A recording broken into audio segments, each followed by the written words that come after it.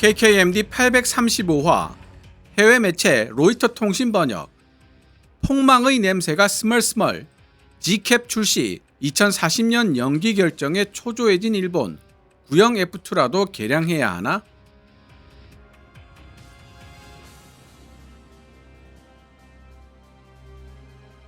(3년) 전인 2022년 12월 영국, 이탈리아, 일본 세 나라는 차세대 글로벌 전투항공 프로그램 이하 G캡의 출범을 알렸습니다. 그러나 다국적 전투기 개발 프로그램은 결코 쉽지 않은 과정이라는 사실이 유로파이터 타이푼 개발사에서도 선명하게 드러났습니다. European Fighter Aircraft EFA라는 타이틀로 시작되었던 유로파이터 타이푼 개발 프로그램에서 떨어져 나온 프랑스는 라팔이라는 4.5세대 전투기를 독자적으로 만들기에 이릅니다. 항모를 운용하던 프랑스는 함재기로도 사용할 수 있는 전투기를 원했지만 나머지 유럽 국가들은 오로지 공중우세기로 사용할 전투기를 원했고 프랑스 다소와 영국 BAE 시스템스 사이의 주도권 다툼도 큰 문제가 되었습니다.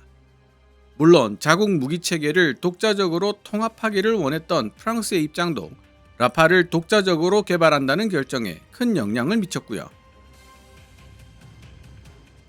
유로파이터 타이푼 개발사는 우리에게 일방적으로 주도할 수 있는 나라가 없는, 요즘 표현으로 의견 조율과 개발 일정을 하드 캐리할 수 있는 나라가 없는 상황에서의 전투기 개발은 정말 말처럼 쉽지 않다는 사실을 알 수 있게 해줍니다. 사실 G캡에 참여하고 있는 나라들 중 핵심 기술을 보유하고 있는 나라는 영국이라고 할 수 있습니다. 일본은 그런 영국이 긴박감 부족으로 G캡 출시 시기를 자꾸만 늦추려 하고 있다는 우려를 하고 있는 것입니다. 이에 대한 추가적인 정보를 알고 싶으신 분들은 KKMD 707화 뒤늦게 숟가락 얹은 일본의 G캡 수출 발언과 영국 기술 공유 거부에 폭발한 이탈리아 6세대 전투기 G캡 제대로 굴러갈 수 있을까? 편을 참고하시기 바랍니다. 영국과는 달리 중국 및 러시아와 국경을 접하고 있는 일본은 여유가 없는 상황입니다. 주력 전술기였던 F-15J는 노후화되어 가고 미국으로부터 도입하고 있는 신형 5세대 스텔스 전투기 F-35는 천문학적인 도입 및 유지 비용은 말할 것도 없고 미국 정부의 간섭 때문에 작전 운영과 정비에도 많은 제한이 따르고 있습니다. 이러한 제약에서 벗어나는 동시에 일본의 항공기술력과 방위산업을 부흥시키기 위해 G캡 참여를 결정했는데 정작 G캡 출시 시기는 계속 늦춰질 우려가 보이고 그 때문에 일본은 심각한 항공전력 공백 상황에 직면할 가능성이 제기되고 있는 것입니다. 먼저 로이터 통신이 2025년 5월 30일에 게재한 기사를 번역해 본 뒤 일본이 G캡 프로그램을 통해 무엇을 노리고 있는지, 어떤 문제에 직면해 있는지를 분석해 보도록 하겠습니다. 로이터 기사 원문은 노란색 글자로, 제 개인적인 생각이나 역주는 하얀색 글자로 표시됩니다.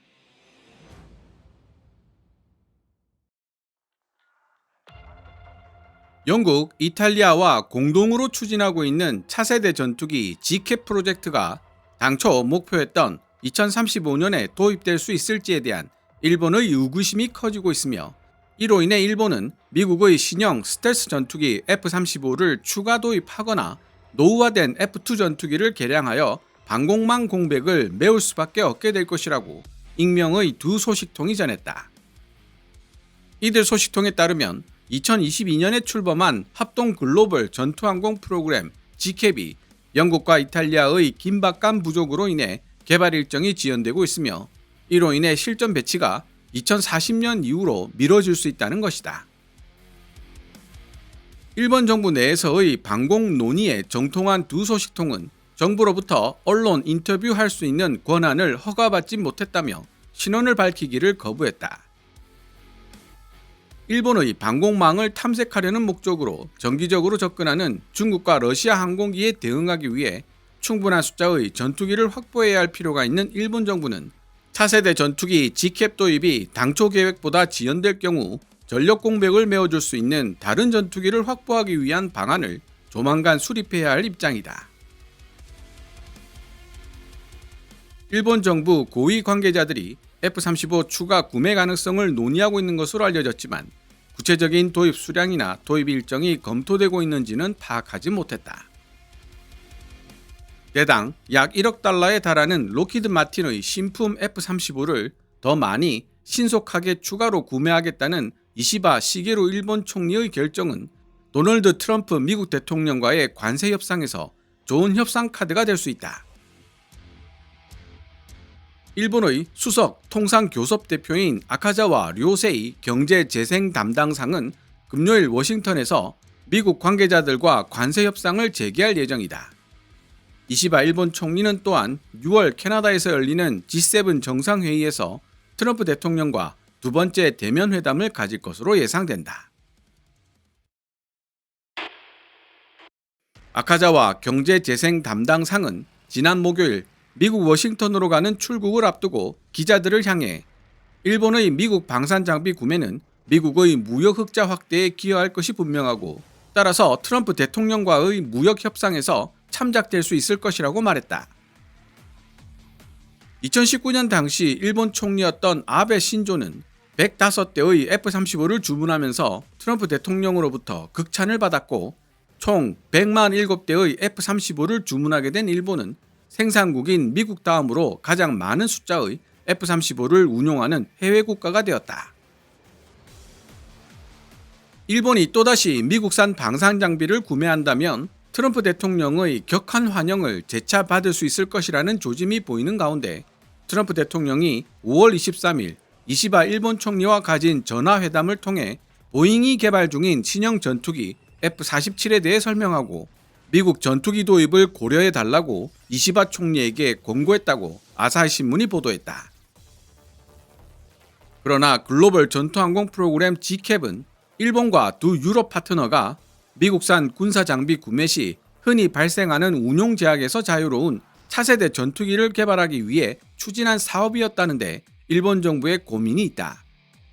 예를 들어 F-35 같은 신형 스텔스 전투기의 경우 미국의 허가 없이는 업그레이드 및 정비를 할 수 없는 경우가 상당히 많다. G캡 프로젝트는 일본 미쓰비시 중공업, 영국 BAE 시스템즈, 그리고 이탈리아 레오나르도가 주도하고 있다. 영국과 이탈리아는 2040년대까지 유로파이터 타이푼 전투기를 계속 사용하다가 이후 G캡으로 대체할 계획이며 일본은 30년 전 미쓰비시 중공업과 로키드 마틴이 공동 개발한 F-16 파생형 F-2 전투기를 G캡으로 대체할 예정이다. G캡의 출시 시기가 2035년에서 2040년대 이후로 지연될 가능성에 대해 일본이 우려를 제기하는 이유는 영국, 이탈리아의 G캡 운영 방식에 대한 구상을 조율하는데 얼마나 많은 시간이 걸릴지 알 수 없다는 불안에서 비롯된다고 소식통은 전했다. 일본 방위성 조달청 대변인은 G캡을 2035년에 출시한다는 목표에는 변동이 없으며 F-2의 퇴역도 같은 해에 시작될 것이라고 밝혔다. 그는 F-35 추가 주문 계획은 없는 것으로 알고 있다고 덧붙였다.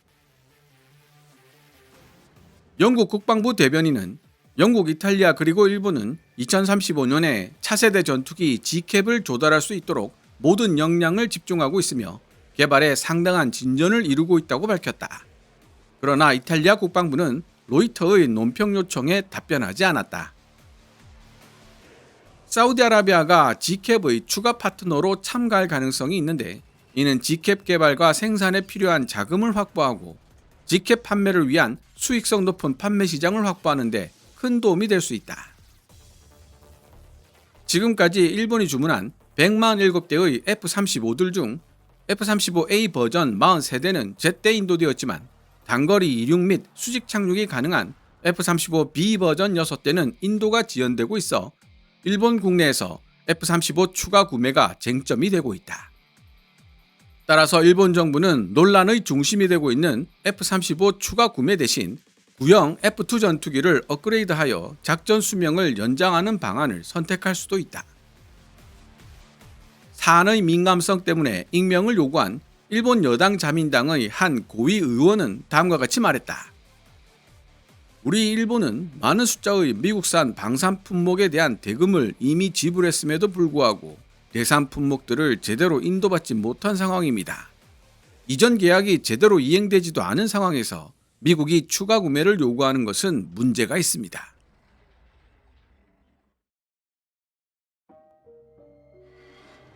지금까지 로이터 통신이 2025년 5월 30일에 게재한 기사 Japan frets over fighter rollout target and weighs stopgap options, sources say. 익명의 소식통 G캡 출시 지연에 초조해하는 일본이 임시 방편을 고려 중이라고 전해를 번역해 보았습니다. 만약 G캡 출시 시기가 정말 2040년 이후로 지연된다면 일본은 다음 두 가지 방안들 중 하나를 선택해야 할 것이라고 로이터 통신은 지적하고 있는데요. 바로 F-35를 추가로 도입하여 전력 공백을 메우는 방안과 4세대 전투기이자 F-16의 파생형인 F-2를 4.5세대 수준으로 개량하여 전력 공백을 메우는 방안입니다. F-35를 추가로 도입하는 방안은 가장 간단하고 즉각적으로 항공 전력을 증강시킬 수 있는 방법입니다. 그러나 먼저 주문한 F-35 전투기 147대에 대한 대금만 먼저 지불하고 실제로 인도받은 숫자는 43대밖에 되지 않는 상황에서 추가 주문을 한다는 것은 어불성설이라는 자민당 고위 의원의 지적은 합리성을 지니고 있습니다. 더구나 일본 정부는 F-35 운용과 정비에 대한 미국의 간섭을 최대한 배제하는 동시에 일본 항공우주 산업과 방위 산업을 부흥시키고 일본산 방산 장비의 해외 수출을 장려하기 위해 G캡 참여를 결정했는데 천문학적인 비용을 들여 F-35를 추가 도입한다면 G캡 참여를 결정한 의미가 상당 부분 퇴색된다는 문제점이 있습니다. 그렇다면 노후화된 F-2를 개량하는 방안은 어떨까요? 전투기 운용에 대한 미국의 간섭을 최대한 배제하고 일본의 항공우주 산업과 방위 산업을 부흥시킨다는 목적에는 충실할 수 있겠지만 F-16에 기반한 플랫폼이라는 한계 때문에 5세대 전투기 위주로 재편되고 있는 중국과 러시아의 항공 전력에 대응하기에는 역부족이라는 비판을 피하기 어려울 것으로 보입니다. KF-21 보라매를 4.5세대에서부터 시작해 5.5세대 전투기로까지 개량 가능하도록 설계한 대한민국 정책 입안자들 및 엔지니어들의 미래를 보는 해안이 다시 한번 드러나는 대목이라고 하겠습니다. 과연 일본 정부는 어떤 선택을 하게 될까요? 이에 대한 시청자 여러분들의 생각은 어떻습니까?